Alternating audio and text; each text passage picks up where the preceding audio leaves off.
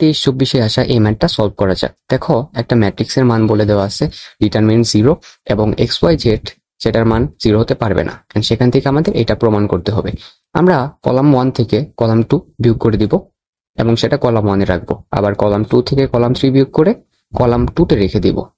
সেই অনুযায়ী যদি আমরা কাজগুলো করে ফেলি, অর্থাৎ বিয়োগ যদি করে ফেলি কলাম 1 থেকে কলাম 2, তাহলে দেখো এখানে আসবে কি আমাদের শুধুমাত্র x, তারপরে 0 1, আবার এখানে আসবে -y y 1, এখানে 0, তারপরে এই দুইটা বিয়োগ করলে আসবে -z এবং আগে যা ছিল 1 + z সেটাই থাকবে, এটার মান হবে আমাদের কত 0।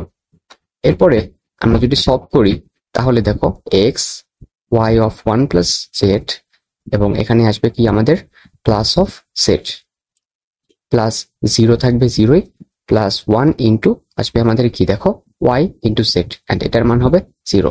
এরপর আমরা সলভ করলে xy প্লাস আসবে আমাদের হচ্ছে xyz এবং তার সাথে আসবে আমাদের yz এবং আগে যে ছিল zx সেটা, এটার মান আসবে 0।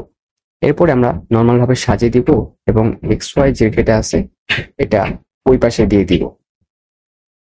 এরপরে যদি আমরা ভাগ করে দেই তাহলে দেখো xyz দ্বারা যদি সবগুলোকে ভাগ করে দেই তাহলে আসবে 1/z plus 1/x plus 1/x equals to আসবে -1, এটাই অ্যান্সার। তোমরা যদি বুঝতে কোনো অসুবিধা হয় তাহলে আমাদের ফুল ভিডিও দেখতে পারো।